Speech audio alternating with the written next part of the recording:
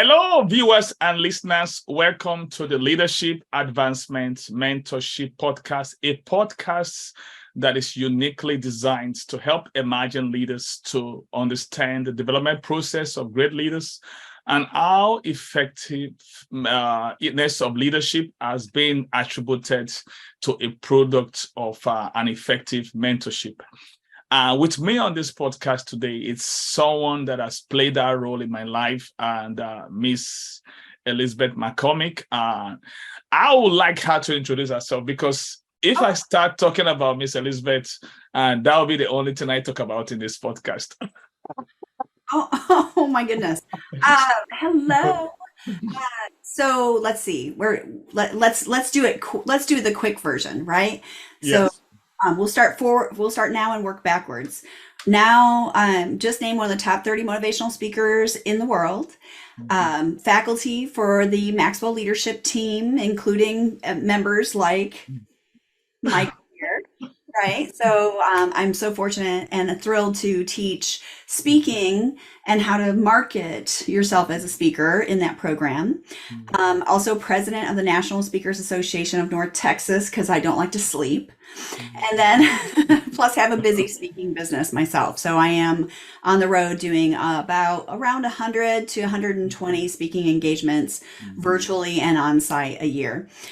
Before that, I worked in corporate America for 8 years. I was an international contract negotiator. I can't even say it.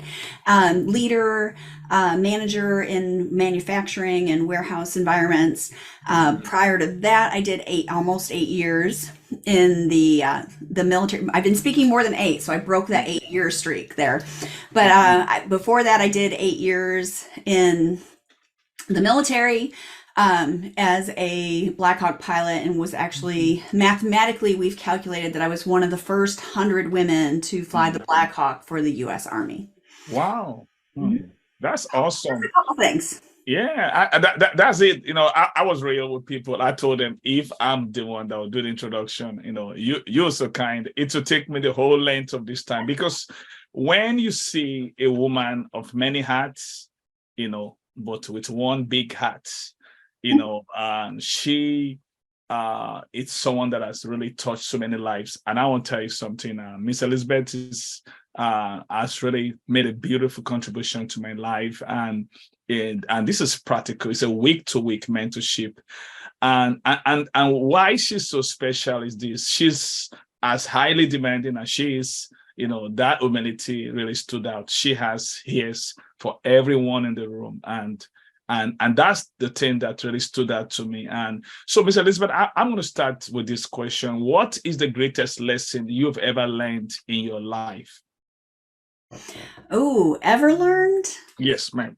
There are Greatest lesson, yeah. so many, right? So many. So let's focus on a leadership one. So probably the greatest lesson that I'm still learning and I'm currently working on is not to over yes, so that I'm overcommitted. So delegating more, working with my team more, and having more time for them than thinking I can do it myself, because we all, and I'm saying we all tend to be in this. Well, I know how to do it. I can do it faster, and we don't equip other people around us to take on some of the tasks that take our time and our energy. Wow, that's awesome. And it's really awesome to learn about the greatest lesson you've ever learned. Like you said, you are being specific in leadership, because of course you have other things you've learned in other space. Now, my next question for you is, what are you learning right now? So right now I'm getting a big old smack on overwhelm. So right now I am falling behind on some things. I, like everybody else, right, struggle. I'm in the kind of, life runs like a roller coaster. Business runs like a roller coaster. You have those really like peak, high demand, high intensity kind of situations, and then you have ones where you're like, okay, I can breathe, I can chill. So I have some things coming up that are going to make me not available for work. So I am trying to cram in and get as much done as I can every single day right now, so that way I don't disappoint someone else, right? I want to make sure that I try to exceed expectations, not just Yeah. meet them. And so that's a struggle though, when you've got a lot of things on your plate, prioritization, delegation, as well as honoring expectations. Yeah. So you want to tell us that what you're learning at the moment is exceeding expectation and honoring expectation. What is the emphasis? Because what you're learning shows your current passion. Yeah. So I would say really it's about managing overwhelm within you. Okay. Okay. How do you manage that? So we all get in those times, those high intensity moments and times. So how are you managing those? Some of us do better at them than others. Some tasks take longer than others. So how can you best manage yourself and yourself in overwhelming situations? Wow. So you talk about managing overwhelming situations. I would like to make that the topic of this conversation. Because really, if there's anything that many leaders are experiencing these days, is burnout. And for you to have come at this point, because I like to touch a leader's passion. And I was at a conference one time with Joyce Meyer, and she was unveiling a new book that she's working on, and that was overloading. And she touched on this, and this is many years in Ashley, Pennsylvania. Now, you talk about managing overwhelming situation. I believe if there's someone that is best equipped to talk about that, it's you. Because I mean, for real, you got so much on your plate that, you're the kind of person that sleep in one city, wake up in another city, you move from place to place and all that stuff. So in your own experience, what do you think is really responsible for this overwhelming situation in the leaders' life, both emerging leaders and established leaders? Thank you. So I think two things can really cause us to get into overwhelm. One is when we've overcommitted, right? We have too many things that are going on all at the same time and all with competing deadlines. And then from that, when we don't prioritize and delegate well, and I can talk more about that, but when we don't prioritize and delegate well, and we think everything falls on us, and what happens in our brain when we get into overwhelm is it starts this swirl. We start panicking. Our brain starts swirling from task to task to task, and we lose focus. And what happens within that, when we start losing focus and we start feeling this panic rising, we start breathing shallower. We're breathing shallower, we get less oxygen to the brain, and we're even less capable of making those best intended decisions. So it actually, overwhelm can create a physical response in us that doesn't serve us. So I think the first thing really is to be aware that you're getting into that overwhelmed situation. So you can start taking slow. There's a saying in aviation, right? Sometimes we have to slow down to speed up. Like if you want to go fast, sometimes you've got to take a deep breath and slow down and think and make the time to think. And a lot of times what happens, because we're overwhelmed and we're busy, we tend to just do and go to the next thing. And we're not thinking about what's the best use of my time. How can I best deliver on this? And what items are truly deadlines that must be done versus things that we want to do or we like to do. Wow, that's awesome. And I like what you said, that it begins with awareness. And because if we are not aware, and this what we're talking about is so real and so timely. There's one of the leaders I respect, and I'm meant to be on the podcast with her today, and I have to reschedule. And she said she got to go to the hospital and this and that. And what I just see myself testing is rest. This is this is just today.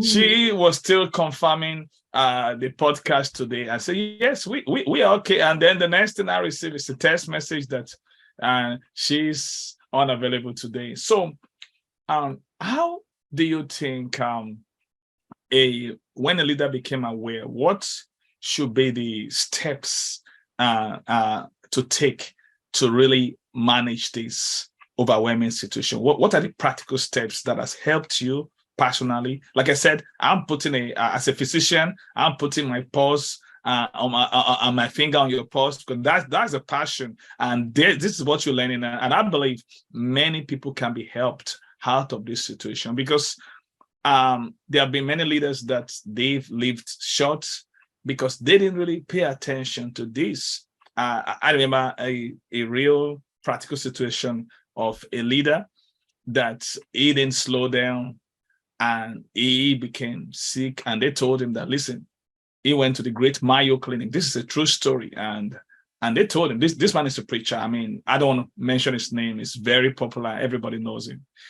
And he went to the Great Mayo Clinic, and they said, there's not anything wrong with you.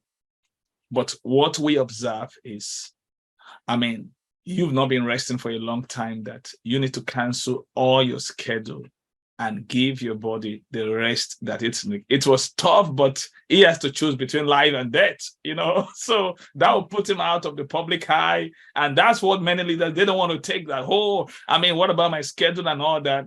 And to me, I believe self-care is not selfishness.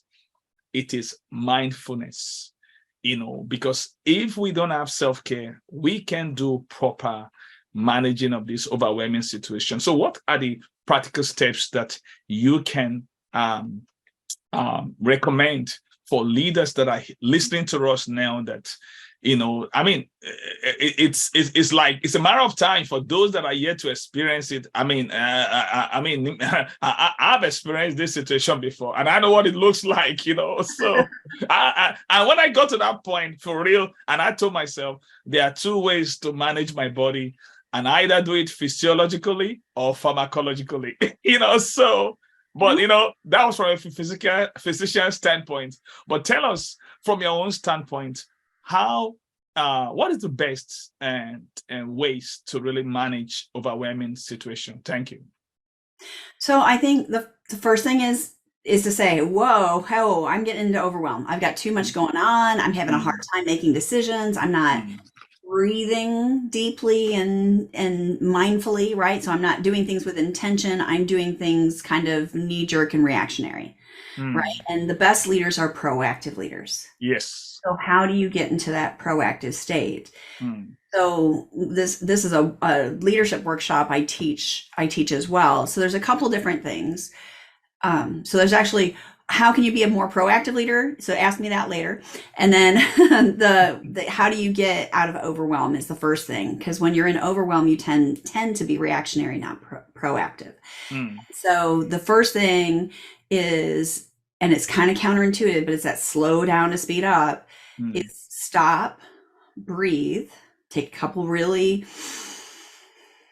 deep breaths, get more oxygen to your brain so you can make better decisions. And then I want you to sit down and brain dump. Write down, even if you're not a fan of a to-do list, or I call them action lists. So even if you're not a fan of an action list, get everything out of your head. Because what happens in your brain is you're spinning between all these tasks. Yeah. Get it out of your head and onto paper. Even if it's not important, anything that comes to mind. Create that list.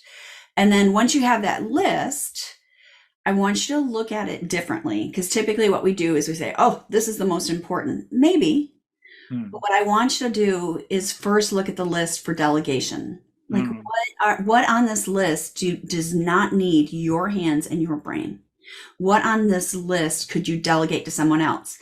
And what happens is, what we tend to do is, as humans, we tend to pick the things we like to do, even though they're things we shouldn't do. So picking out the things that you could delegate first, even if they're items you like, anything that's recurring, repetitive in nature that you could teach someone else to do, delegate it. And one of the things I say, when you delegate, always delegate with a deadline. Never ever delegate something to someone else without saying, I need this by this date and time. And I was having that clarity, and not just in task, but in timing, is really important to set your people up for success when you delegate. Wow. After you've marked everything delegate, Hmm. then go through and mark the things that are urgent. So they're time sensitive. This thing I have one right after this podcast I'll be doing, right? It's time, it has to be done today. What is urgent? What is time sensitive that must be done immediately? Okay. Then after you've marked all those items, add a little U on the far side of that item. And then after that, then I want you to mark the things that are important. So urgency is about time. Importance would be about prioritizing and weight. Not everything that's urgent is important. Not everything that's important is urgent. Yeah. So you really want to do this kind of, and this is quick. Don't overthink it. So some of you are like, which one is it? Don't overthink. Just gut it. You, I. Then when the items on your list are all categorized, and some might not be urgent or important, mowing the yard. At this point, it's not urgent and important, but eventually if I don't do it, it's going to grow too high. I might get a fine from my homeowners association, and then it becomes urgent, right? Yeah. So things can change in prioritization to go. So, but now that you have everything out of your head, you know what you need to delegate, you know what's urgent, you know what's important, then go through that list and circle anything that has both a U and an I. If it's urgent and important, those are the things you should be doing first. Now I'm going to tell you, here's the biggest pitfall. Most leaders and people, just in general, we put projects on our action list instead of tasks. Wow. What's the difference between project and task? It's an important difference. So I use the example in a training that I give on this topic, the difference between a project and a task. So a project is something that's going to take more than an hour, 2 hours. A project might be painting a room. But when I can take painting a room and I can break it down into up to 11 separate tasks. Picking the color, picking the paintbrushes and material, taping around all the windows and the doors, laying the drop cloth, moving the furniture. Those are all tasks. So how we get set up for failure in our overwhelm is we put a big project that's going to take us several days, right? A week. It may take us more time, or bring in other people. And we put that on our action list as if it's something we can get done right away. And then we get frustrated. As week over week, things aren't getting done. We're carrying those same items over. They're probably projects. So look at that project. If a project is, we need to have a task force meeting to decide this, this, and this. Have you sent out the email to schedule the task force? Have you delegated these tasks to other people?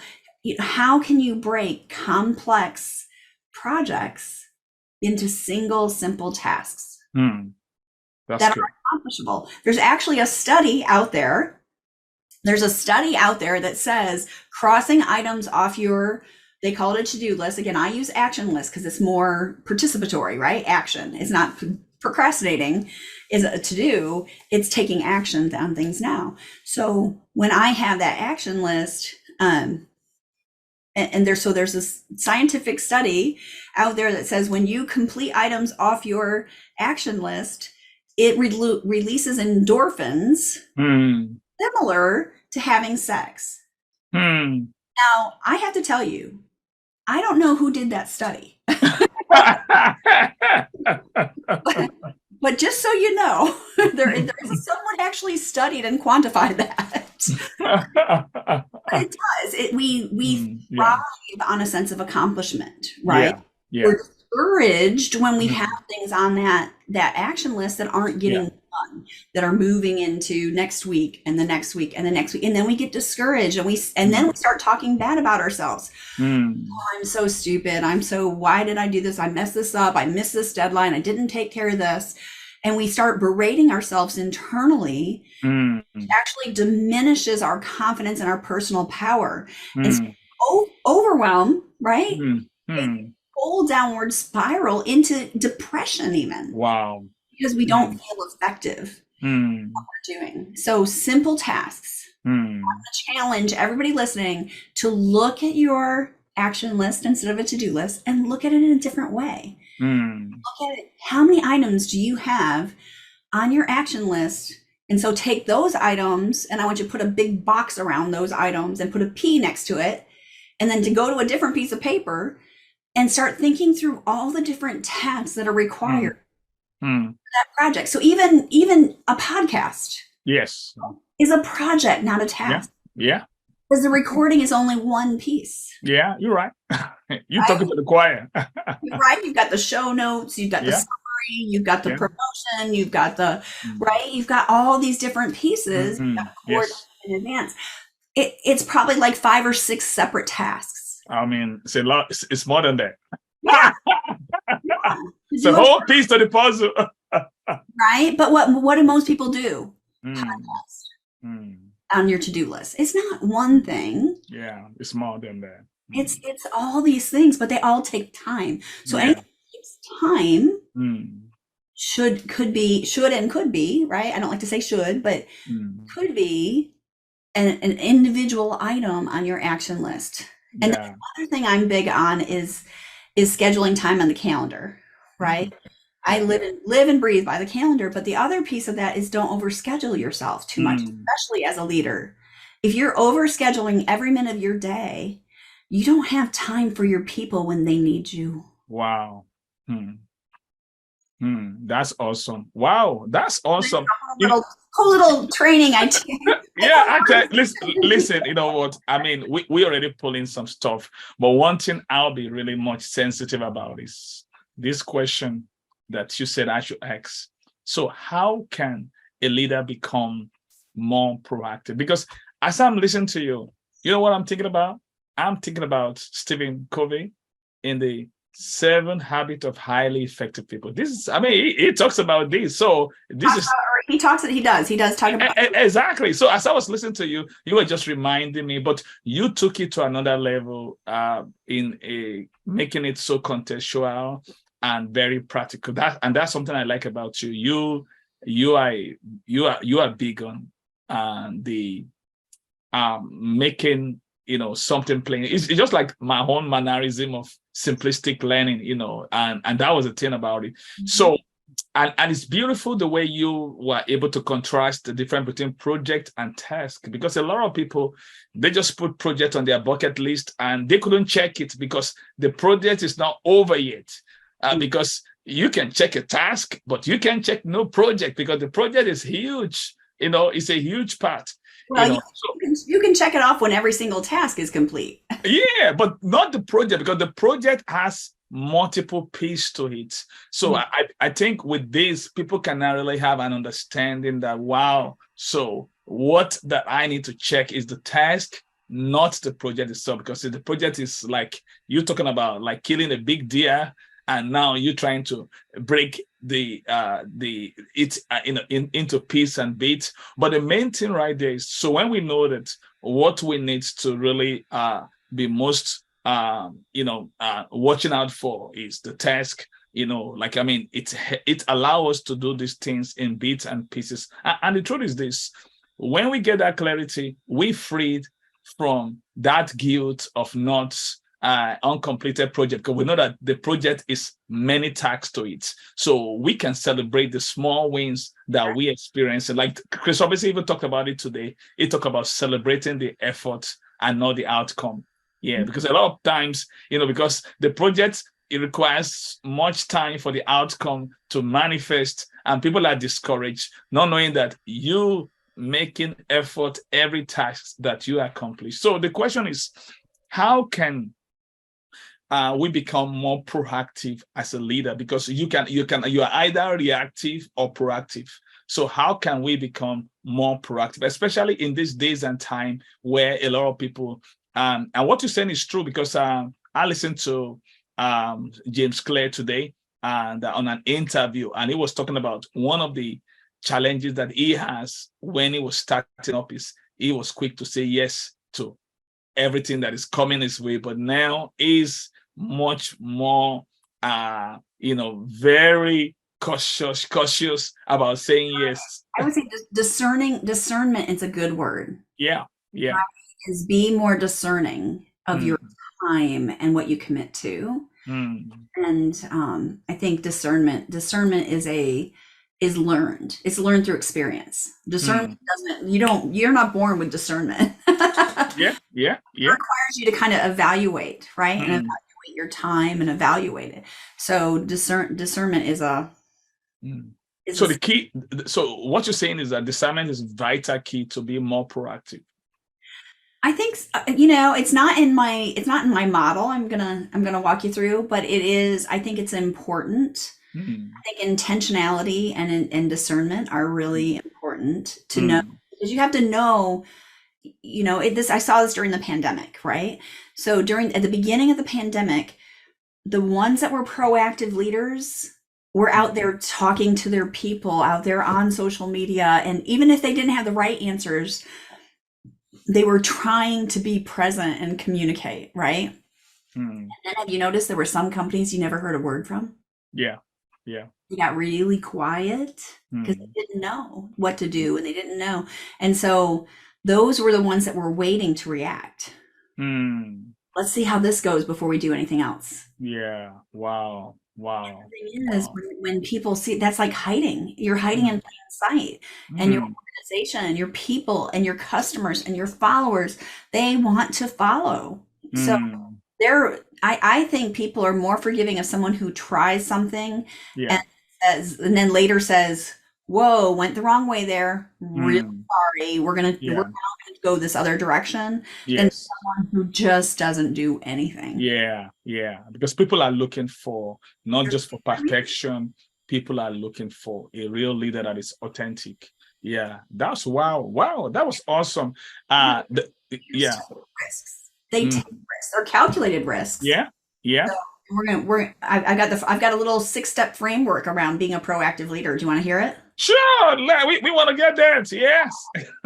That's what we're here for. That's right. So it spells out an acronym because, we like that. There's things that are sticky. So the acronym is VESTED. What? VESTED. So VESTED. Okay, so good. That you're not invested, but you are vested in your organization. So, and when you're proactive, you're vested, and when you're vested, you're proactive. They work. So the V invested is for visible. Visible, okay. So when things are going wrong, or when people are panicking, or you're in a new pandemic or something, and the tendency is to react, leaders need to be visible. They need to lead from the front, not the back. Wow, that's good. Out there in front of people, right? So this is for social media too. So anyone listening, you don't have a big team you're leading, but you're still leading a company, or you're leading your brand. How visible are you when things go wrong? Not just when they go right. Wow, that's good. Yeah. So the second one invested is E, and it's for being empathetic. So when you are showing up, so they build on each other. When you are showing up, how much empathy are you sharing? How much empathy are you exuding in your communications and what you're doing? Like during I use the pandemic as an example, but you could really use it for any crisis. Yeah. Are you showing up with a wanting to understand? And I poll my events, and 9 times out of 10, the number one, I ask them, I said, how do you show empathy? And 9 times out of 10, the answer is listening. A better listener. That's good. And understand, so that you can, seek to understand. So the S invested is soliciting data. And on this one, I always like to say, solicit data from credible sources. So social media is not a credible source. That's true. Right? You might solicit data as you're out being visible and being empathetic with your people and your customers and finding out what's going on. You're soliciting data from them. What is their experience? What is their life? Also want to look for research, news, and understand what's going on with the big picture too as a leader. So where can you solicit data nowadays that isn't polarized, sensationalized, right? Or taken out of context? And I found that the best news sources now are international, not here in the US. So if I want a very balanced view of reporting and journalism, I go to BBC. Wow. I go to Why? Sky News. Why is that? Oh, well, we used to have, as a country, we used to here in the US, if you're watching from the US, right? We used to have a very balanced reporting. In fact, there was a law on the books. I can't remember the name of it. Like my mom would know. She talks about it. But we had a law on the books where media had to give equal time to each political party or side. Wow. And during the 90s, that law was repealed. And And so it's now polarized and politicalized now.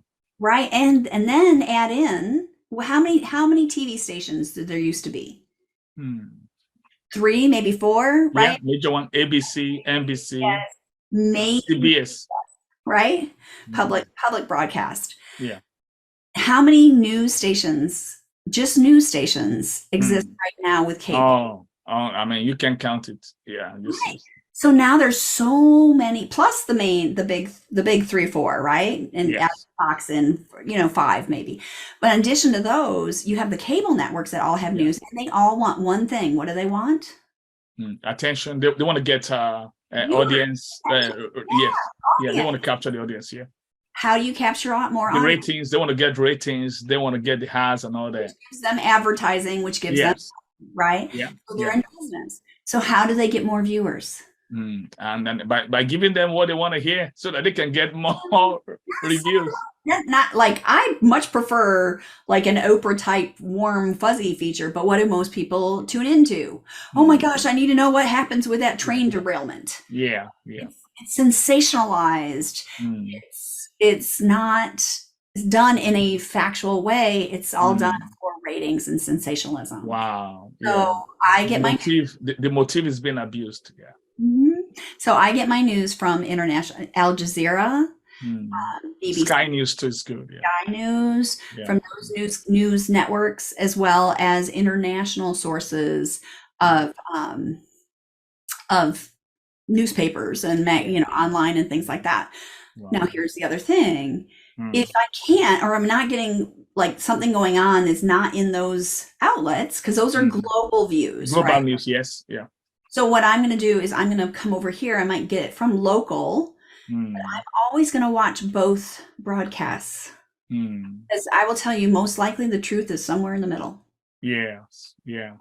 So wow, that's awesome. One side says one thing, one side says the other, and there's probably some truth to both. But I want to be, I'm soliciting data from credible sources and making sure that I'm not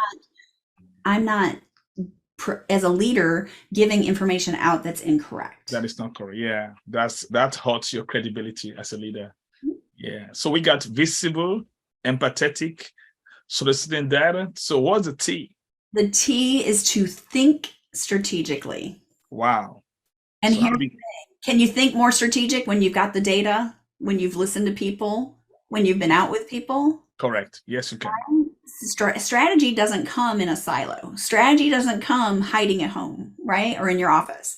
Strategy comes when you have that bigger picture and thinking. But and this comes right back into the overwhelm talk from earlier, Michael, is thinking strategically requires time. Yes. And what happens is, as leaders, we tend to pack our calendars and overwhelm, overcommit, and we don't have enough time to think strategically. So let me give you an example of thinking strategically. Every business should have, whether it's a small single business or a large corporation, should have some kind of emergency planning.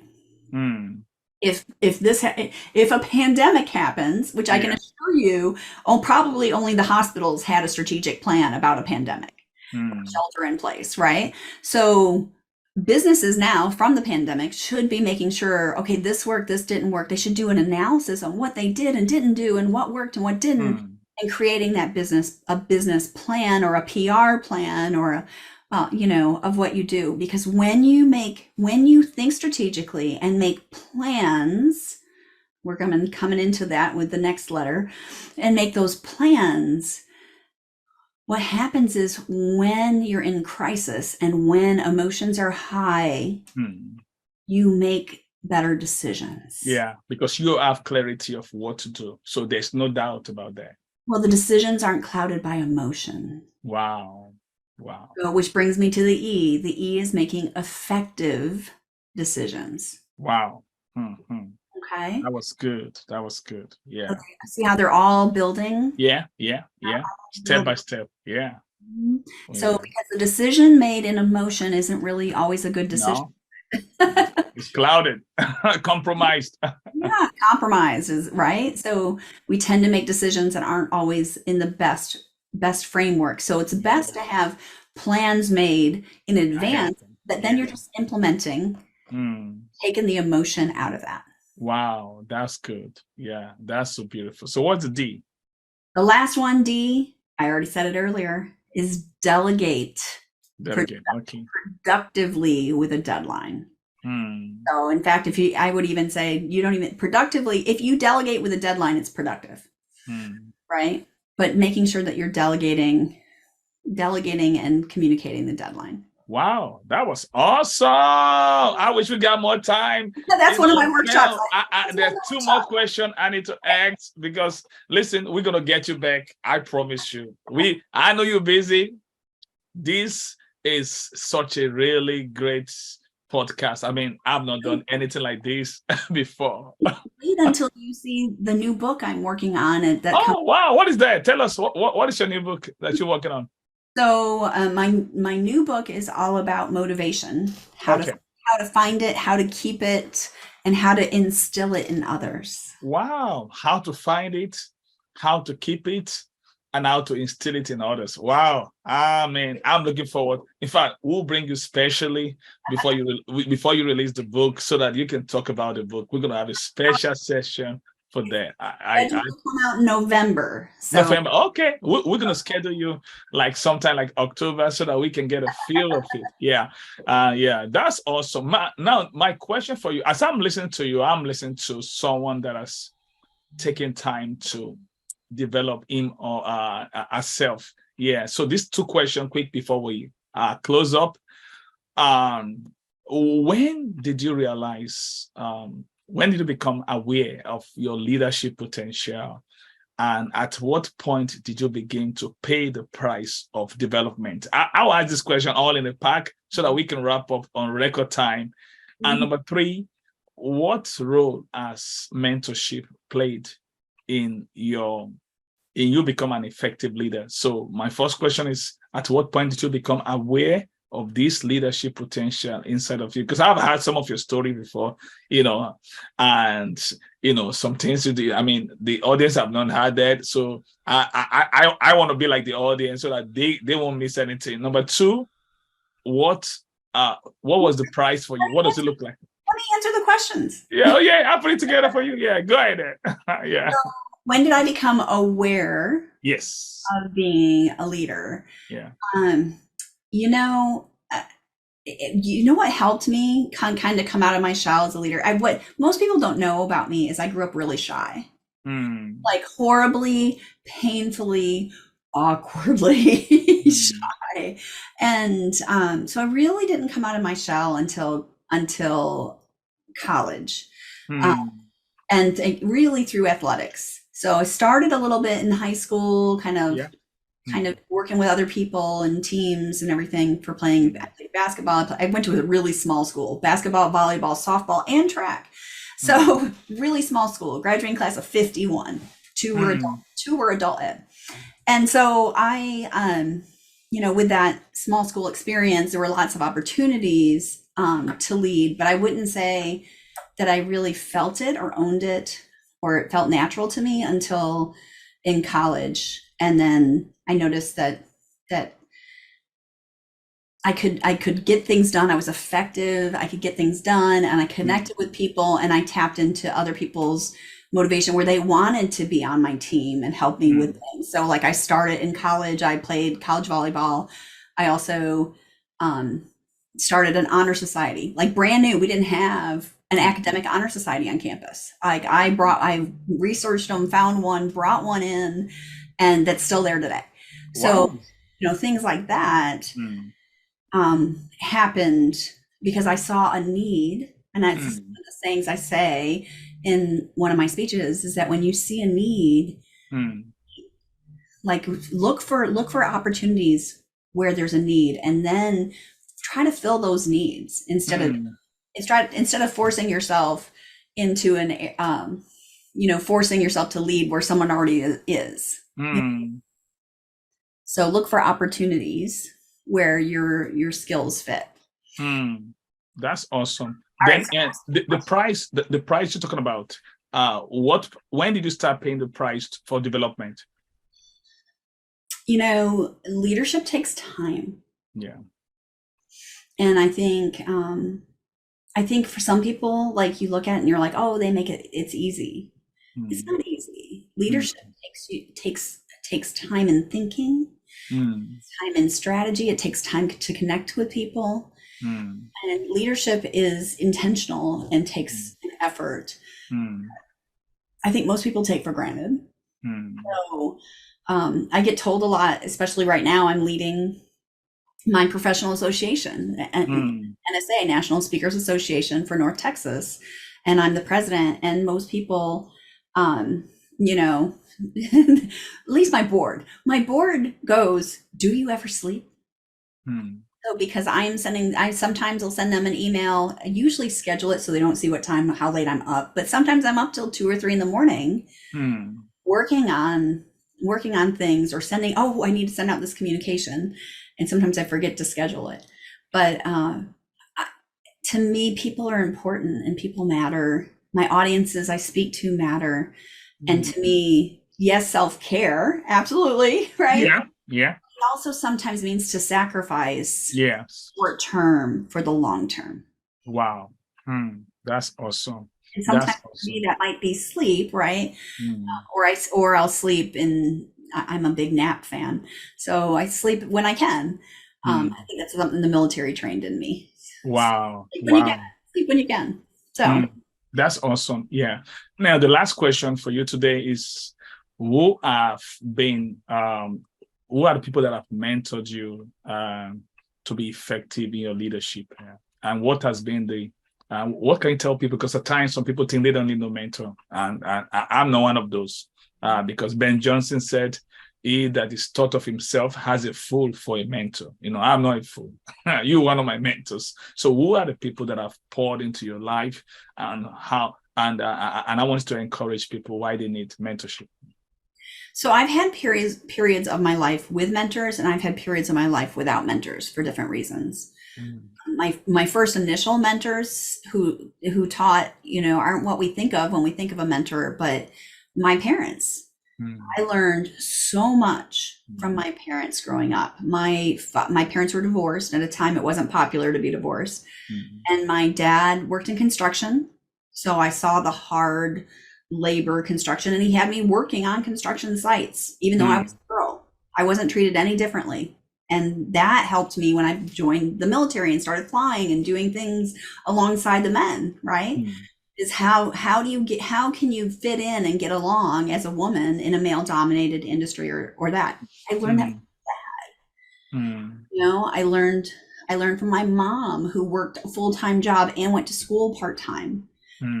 As an adult, like I was 8, 9 years old, and here she is going back to school. And that advancing yourself and getting your goals and living your life and your dream life requires a sacrifice. Yes.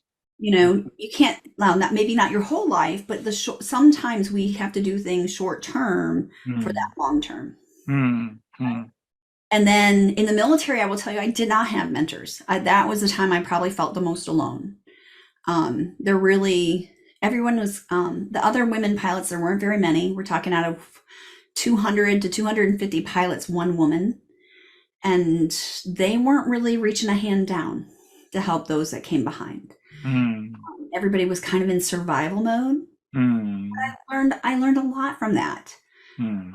Even when I was in the military and when I first got out of the military, I felt like I was on autopilot.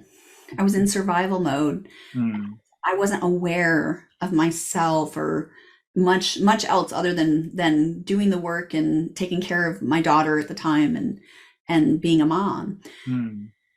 But I learned from that. So in that case, I would say I was probably self-mentoring myself as much as possible because it was how I got through that. And then, as a speaker, we have lots of mentors, of course, John Maxwell, as a female, successful female speaker, Mel Robbins, there's different ones that we can, and when I first started speaking, I didn't want to be like the other pilots who spoke. So I actually watched all their footage, all the other top speakers who are pilots. I watched all their footage and made a list of the things not to do. Wow. That way I could make sure I was unique and standing out in the market. Wow. That's awesome. Wow. Thank you so much for your time. And how can people get connected with you? People that are listening to you now, they say, wow, they got so much from you in this short time. So how can people... I give you like 2 workshops. How can people just link up with you? How can people connect with you? Yeah. So I'm on everything on social, Pilot Speaker. My website is pilotspeaker.com. I know it's shocking, right? So everything is pilotspeaker.com. No dashes. So it's all one word. But I want to give all your listeners a gift. Can I give a gift? Yeah, sure. Yeah, we can use that. If you go to SOAR, SOAR, like flying. Okay. Or SOAR, yourlife.com. I have an online course there that I've overridden the pricing to free. Wow. Everyone's winner. Everyone can have that online course for free. So they can just log in to that soaryourlife.com. SOARyourlife.com. Wow. It overrides the pricing. It's a $99 course on my website, and that one, just that link overrides the pricing to free. And then you can have that course. You can share it with your family. I have confidence boosting strategies. I have 30 ways to be motivated in less than 30 minutes, and none of them cost money. I have a little sample of a speech, one of my speeches that you can get in there. So, wow, thank you so much. Wow, that was generosity par excellence. So we want to say thank you, Miss Elizabeth. We've learned a lot from you, like we promised you before your book comes out. We're going to have you again because, like I said, you've poured a lot to me, and I want people to know how much you mean to me, and I'm not faking it. My wife, she knows you by name. I want to be with Miss Elizabeth. She knows, because the people that matters to me, there's a way I speak about them. I speak about them with that respect because I know how much.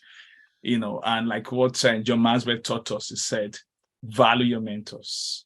Value your mentors. He talked about when one of the mentors died, that no one can, take that place of that mentor in your life because every mentor has a unique assignment for you. I want to say thank you for your time. Thank you so much. And we really appreciate you. We value your time. So viewers and listeners, I believe you get so much value from this time that we have with pilot speaker, Miss Elizabeth Mccormick. Until I come your way again with another great speaker, I want you to remember everything that we learned. We've learned a lot about managing overwhelming situation today. And I want you to subscribe to this YouTube channel and share this message. Listen, if you know a leader out there that is running out of time, you can help by just sharing this message. Because many people, all they need is to get the help that they need. Yeah, thank you. And next time, I'm going to come your way with another great leader for another great insight. Have a beautiful day. Make sure you apply what you're learning. Thank you so much. Bye-bye.